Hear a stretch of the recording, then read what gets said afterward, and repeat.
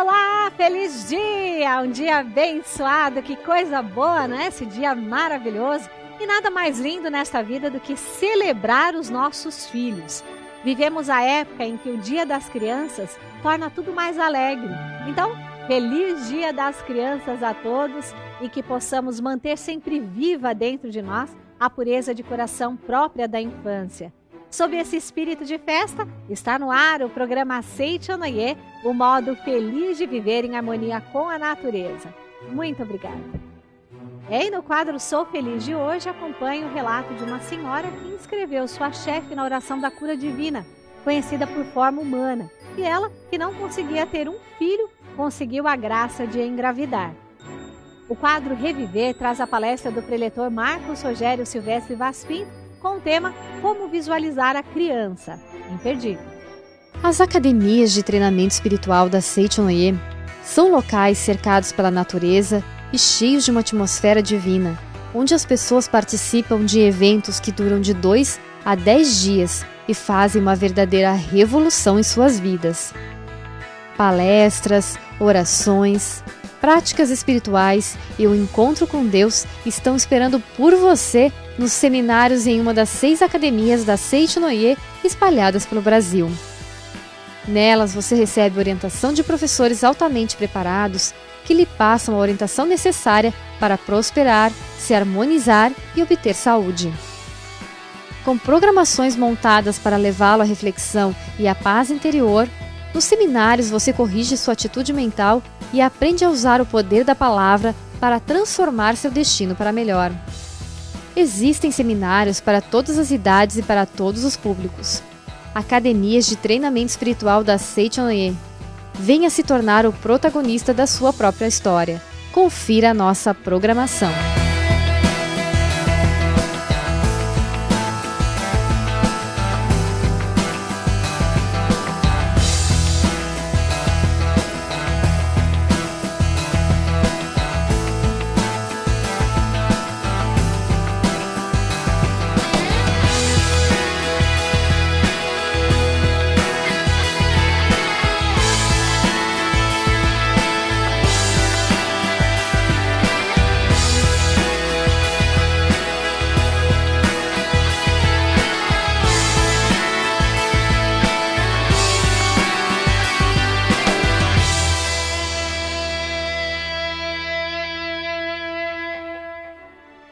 A senhora Nilmar Melo dos Reis Pinto conta no quadro Sou Feliz de Agora como a oração da cura divina, a forma humana, fez com que sua chefe, que há tempos tentava engravidar, finalmente conseguisse.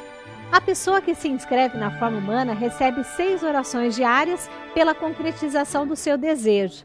Confira o depoimento.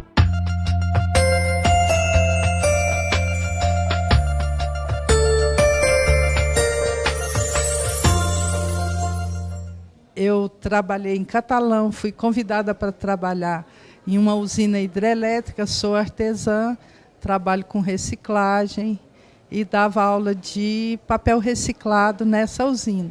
E tive a oportunidade de conhecer uma moça, uma senhora, e encontrei com ela nessa mesma empresa 2 vezes. Terminando o meu trabalho em Catalão, eu fui convidada para ir trabalhar em uma usina em Porto Velho.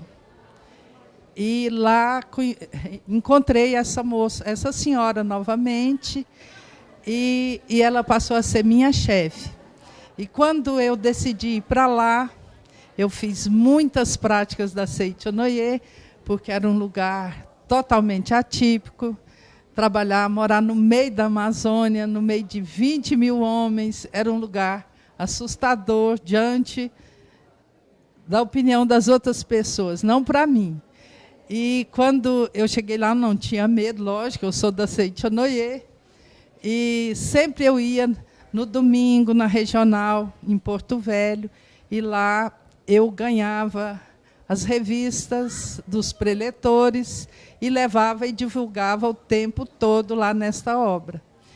E essa moça chegou para mim um dia e disse: Nilmar, faz uma oração para mim. Eu tenho 10 anos de casada e já tentei de muitas formas engravidar e não consigo. Faz essa oração para mim? Faz. E eu, na minha L, em Catalão, Goiás, eu era responsável pela forma humana e acredito muito na forma humana, lógico, que é a oração para a cura divina. E eu fui em Porto Velho e fiz a forma humana para a Nádia, que é essa moça. E ela viajou para visitar a família, mas o esposo. E quando ela voltou, ela disse para mim: Nilmar, engravidei.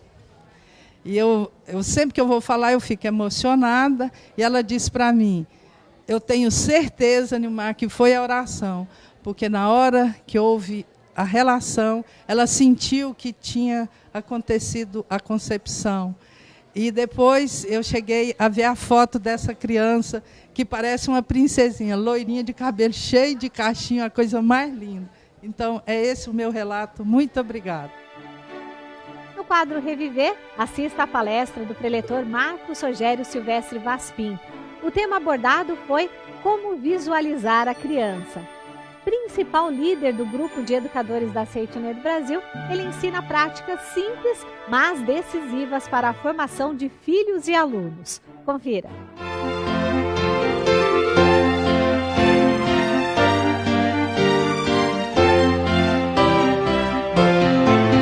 E hoje nós vamos estudar o tema Como Visualizar a Criança. E para isso eu vou utilizar então o livro Ensinando e Disciplinando os Filhos, Ensinando e Disciplinando os Filhos, do professor Keio Kanuma. Nós vamos direto aqui para a página, deixa eu abrir aqui meu livro, onde está o capítulo Princípio Básico da Educação, que traz à tona a natureza do ser humano. Isso está na página 283.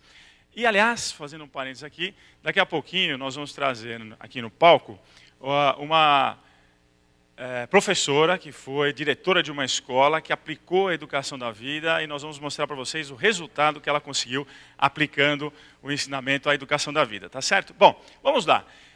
Nós aprendemos dentro da Seiton-no-ie que nós nós como seres humanos, essa é a nossa visão principal, seres oriundos de Deus, ou seja, nós sempre olhamos os outros seres humanos como filhos de Deus. Então, aqui no capítulo, logo nesse início, ele diz: a base da educação, que eu queria deixar muito marcada para você que está assistindo o programa, a base da educação, pautada no que chamamos de educação da vida, consiste em acreditar que a natureza verdadeira do ser humano, da criança, é de bem absoluto, de harmonia perfeita.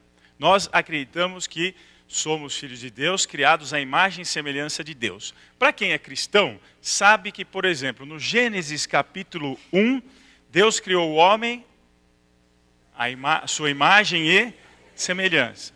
Lógico que no Gênesis capítulo 2, há aquela passagem que então Deus criou o homem a partir do pó da terra. A isso, nós chamamos então de Gênesis 1, do mundo da primeira criação, e Gênesis 2, do mundo da segunda criação. O mundo da primeira criação é um mundo perfeito, que todas as coisas se desenvolvem de acordo com a vontade de Deus.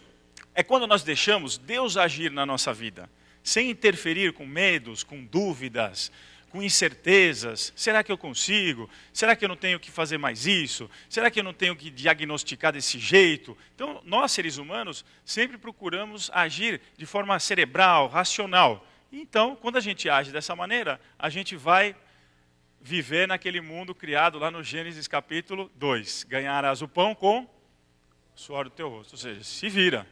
Não está querendo ajuda, você vai ter que fazer do jeito que você quer. Eu não vou interferir. Está aí o amor de Deus, que é um ser que é de absoluto amor. E quem tem absoluto amor, liberta aquele que ama. E não escraviza o que ama. Então Deus nos deu liberdade para agirmos do jeito que nós desejamos. Mas quando a gente começa a entender que o ser humano é advindo de Deus, e que tal eu deixar um pouquinho de lado essa racionalização, isso, e colocar o Gênesis 1 em pauta, quer dizer, colocar Deus em pauta, colocar o que então? O amor, colocar o que nós chamamos da afetividade. É isso que nós estamos precisando trazer para os nossos relacionamentos novamente e para a escola. Porque hoje nós sabemos diagnosticar uma criança, não sabemos? Ela é isso, ela é assim, ela tem tal síndrome, tal isso, tal aquilo outro, ou um ser humano tem isso, tal. Então a gente olha o mundo que nós chamamos aqui, para você que está assistindo, de mundo fenomenológico. mene, que é o mundo que o professor Keio Kanuma chama de mundo simbólico. O fenômeno é um símbolo. Então, quando a gente olha um símbolo, o que a gente tenta fazer?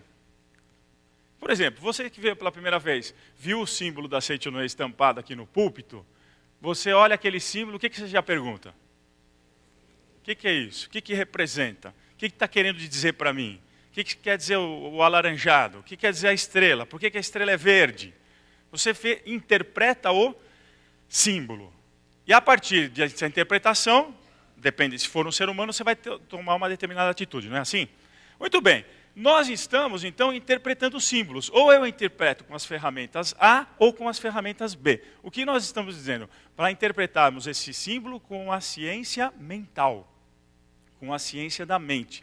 Ou seja, eu vou fazer uma outra leitura, entender que aquilo que a criança está mostrando para mim é uma representação de um sentimento que está dentro dela, e não de um problema que ela está trazendo, de um defeito que ela está trazendo. Porque o ser humano não é uma máquina.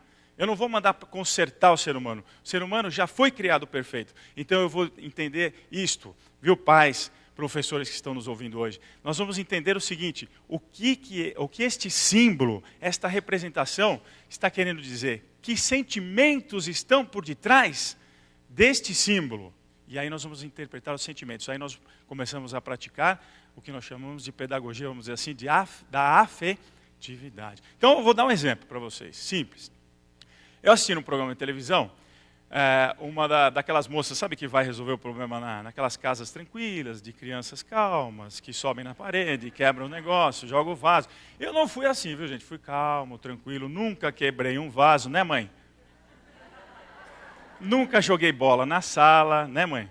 Nunca pulei do telhado, né, mãe? Eu era calmo. Se eu fosse uma criança de hoje, com certeza eu seria taxado de hiperativo. Eu e meus irmãos todos, porque os nossos apelidos eram, quando a gente chegava nas casas dos meus tios, dos primos, chegaram os Tupamaro. Sabe o que é Tupamaro? Eram os guerrilheiros do Tupamaro. Aí nós reunimos os primos recentemente, sabe, num restaurante, e foi a geração nossa e a geração dos nossos filhos. Aí tem um, né, o Gabrielzinho, que é bem agitadinho, etc. E tal, e corria para o lado. E os primos mais velhos, que eram mais velhos e olhavam a gente como criança, né? Aí eles olharam o Gabriel, olha como o Gabriel é agitado, olha como ele é tal. E começou aqueles papos, né? Será que é hiperativo? Aí um primo meu, que é o dos mais velhos da turma, disse, se isso aí é hiperativo, vocês então não sei nem o que era, vocês deviam estar enjaulados então. Entenderam o que é interessante? Aí eu fiquei pensando, engraçado, eu quando era criança, era levado, o meu sobrinho já não é levado, é hiperativo, coitado, taca remédio, taca um monte de coisa nele, mas enfim, né? Bom, então assistindo desses programas, a moça chegou no local e duas gêmeas assim, eram assim daquelas da pá virada, e derrubavam as coisas, e brigavam, e tudo que elas faziam, elas batiam nos irmãozinhos. Então o que fez sabiamente aquela moça? Ela interpretou o sentimento daquelas crianças. Então ela baixou, olhou para as duas e disse o seguinte, quando vocês estão batendo nos seus coleguinhas, nos seus irmãozinhos, perdão, vocês estão querendo dizer alguma coisa, eu sei disso. Mas ao invés de você usar a mão para dizer, por que você não usa a boca? Que é o jeito melhor da gente falar. Quer dizer, aí uma delas ficou olhando e falou assim, você sabe que eu sou adotiva? Entenderam? Ela começou a expressar o sentimento. Aí ela disse assim, que ótimo, parabéns. Isso mostra quanto os seus pais amam você. Porque sem conhecer vocês, trouxeram vocês para cá e dão tanto amor. Ou seja, vocês são mais especiais ainda por serem adotivas. Parabéns. Aí as crianças... Sou mais especial por ser adotivo? Eu achava que eu era menos especial por ser adotivo. A partir daí, então, eu vou combinar com você. Antes de você falar alguma coisa com a mão, usa a boca.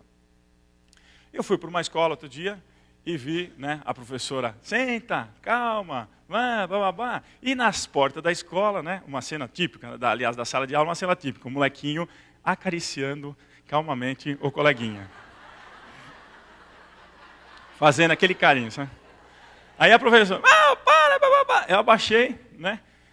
Falei, vem cá, o que você está querendo dizer? Eu usei a técnica, né? Aí assim, não, ele é chato, ele é bobo. Assim, que bacana, você pelo menos falou com a boca, ele é chato, ele é bobo, é melhor.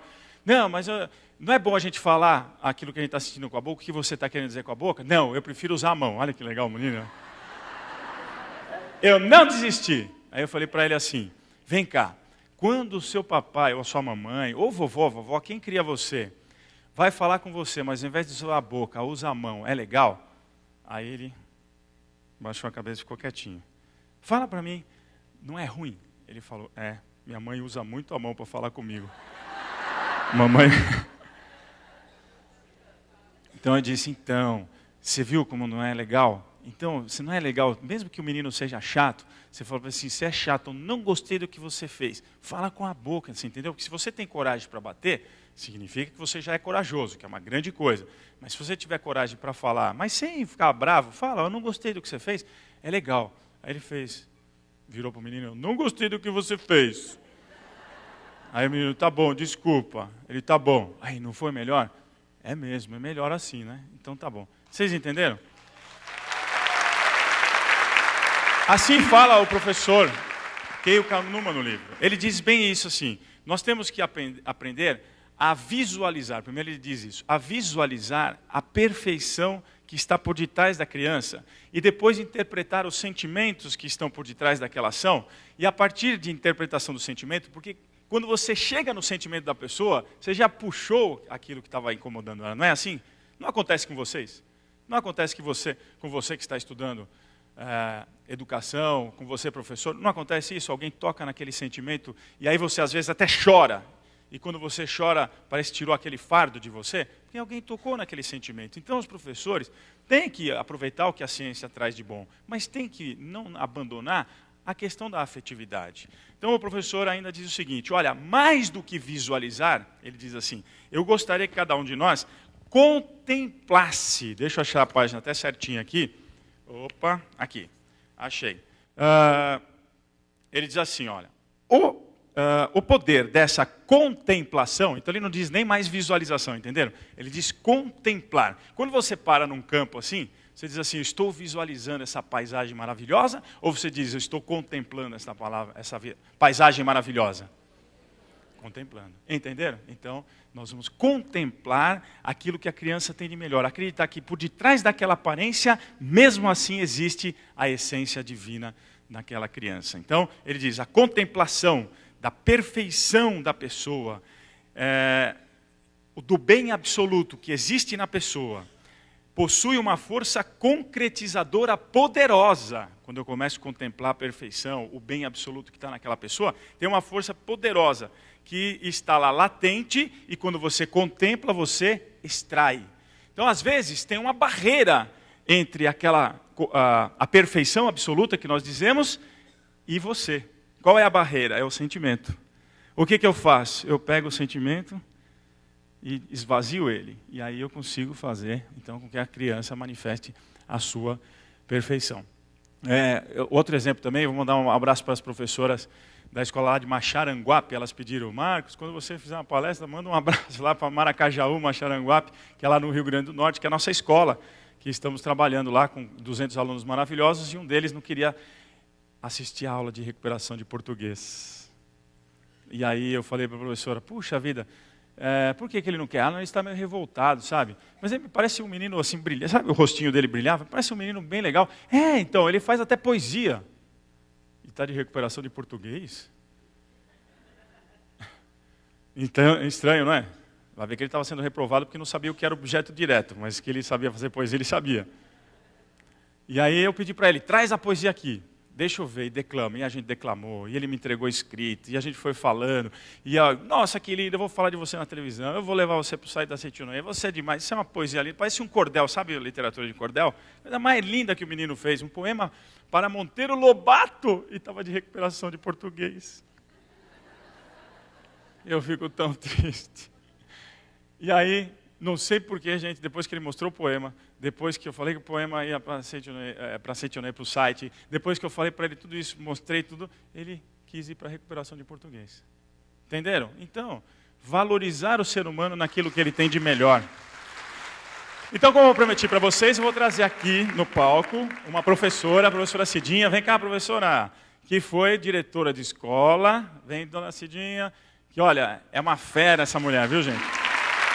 Está conosco há muito tempo já, dentro do departamento, ajudando aqui. Dona Cidinha, vamos contar para a gente um pouco da sua experiência. Me diz o seguinte, bem rapidinho, como é que a senhora conheceu a Seichonoye? Só um minutinho. Só um minutinho ela pediu. Tchan, tchan, tchan, tchan. Bom dia, muito obrigado. Vamos falar, isso aí é por causa do frio na barriga? Esse bom dia, muito obrigado, é por causa do frio na barriga. Vamos lá. Então vamos lá. Como é que a senhora conheceu a Seichonoye? Como é que foi, dona Cidinha? Seichonoye eu conheci através da servente da escola. Essa servente me ofereceu o acendedor na época, 209, e realmente eu não interessei, não fiquei em ler a revista. Coloquei na minha gaveta. Mas o dia que eu precisei, a cobrança dessa servente comigo, realmente eu peguei, li a revista, estou aqui até hoje. Maravilha, né? Agora vamos lá, é assim, o antes e depois. Dona Cidinha, antes de conhecer, de ler, como diretora de escola, né? E depois? Antes, eu era uma diretora chata, braba, exigente. Aluno comigo não brincava. Quando chegava na diretoria, desciam chorando de medo da diretora. Depois, com a aplicação da pedagogia da Seichonoye, eu resolvi dar amor para a escola. Uma escola de 4 turnos, 2.000 alunos, e realmente, das 7 da manhã às 11 da noite, a partir daquele momento, foi só felicidade. Olha só, vamos lá, para a prática, né, dona Cidinha? Vamos na questão da prática, para quem está assistindo a gente, saber o que a gente tem que fazer. A senhora disse assim, os pais não compareciam na escola também, do jeito que a senhora era brava, nem eu queria comparecer. Mas aí a senhora mudou, né? E os pais começaram a comparecer, inclusive 95% dos pais iam às reuniões de pais, né? Como é que foi essa mudança? Conversando com os professores, preparando os professores, nós começamos a mudar a maneira de tratar os pais e os alunos. E esses pais vinham até a escola para ouvir o que estavam faltando para o seu filho. E, a partir deste momento, essa falta, a gente já tinha conversado com os professores. Meia hora antes da reunião, eu reuni os professores, os pais no pátio e conversava com esses pais. Seus filhos são maravilhosos, são lindos, bem limpinho, cheirosos. Os senhores estão de parabéns pelo Filho de Deus que os senhores têm. Gente, a escola de periferia, a parede do muro da escola era favela, a parede do quarto deles, e olha, eu só tive felicidade com esses alunos. E os pais, parabéns, né? Então, os pais começaram a comparecer, e a senhora falou da falta. Antes de mostrar o que está faltando para ele se desenvolver, a senhora me parece que orientava os professores, que assim que terminava essa reunião com o grupão, com a senhora, que a senhora elogiava, os pais iam com os professores. A senhora orientava os professores como, né? Primeiro elogia, depois mostra, ó, falta isto para avançar, vocês têm que me ajudar assim? Olha, eu dizia para os professores o seguinte, a partir do momento que eu já conversei com os pais no pátio, os senhores vão dizer para esses pais somente o que está faltando. Olha, o seu filho é maravilhoso, o seu filho vem limpinho, os senhores estão de parabéns, mas não faz lição, não para na carteira, ele briga, mas ele é lindo, seu filho. Parece incrível, né? Dona Cidinha, por causa do tempo aqui, a dona Cidinha conta para mim, então, que a partir daí os pais entenderam que o que faltava já não era o defeito maior. Né? O que faltava, geralmente, era aquilo que os pais precisavam trabalhar para colaborar com a escola. Então, houve a parceria entre os professores, os pais, que aí às vezes era avô, né, dona Cidinha? Era avó, era o tio que vinha, não é? Mas, enfim, quem cuidava estava lá presente. E a dona Cidinha sempre buscava os pais de alguma maneira, o pai tinha que estar lá. Agora, para encerrar, dona Cidinha, um caso assim, daquele assim, esse menino não tem jeito, e aí deu jeito. Os professores faziam um diagnóstico, e esses alunos não vão ser promovidos, já repetiram de ano. Mas, na 8ª série, um aluno precisava de 10 em matemática. E o professor veio até a diretoria com esse aluno e disse, dona Cidinha, esse já está reprovado. Eu falei, professor, Vamos dar uma chance para essa criança. Mas, dona Cidinha, ele precisa de 10. Falei, mas ele vai tirar 10. Olhei para o menino. Assim que o professor saiu, eu falei para ele, vamos dar um susto nesse professor? Ele falou, mas como, dona Cidinha? Eu vou arrumar alguém, que eles não tinham condições de professor particular, eu vou arrumar alguém e você vai estudar com essa pessoa. Conversei com uma menina assim, que era fantástica em matemática, ela se prontificou, preparou esse menino. No dia da prova, ele disse para o professor, professor, eu quero sentar na sua mesa, porque eu vou tirar 10 e você não vai me acreditar. E realmente, ele sentou na mesa do professor, tirou 10 e foi promovido. É isso aí. Então, essa é a aplicação da educação da vida. Quem quiser saber mais sobre a educação da vida, é só entrar no site da Seiichi no Ie ou liga para a gente lá no 5014, 0 operadora 11, 5014, 2237, que é o telefone da Superintendência dos Educadores. Muito obrigado.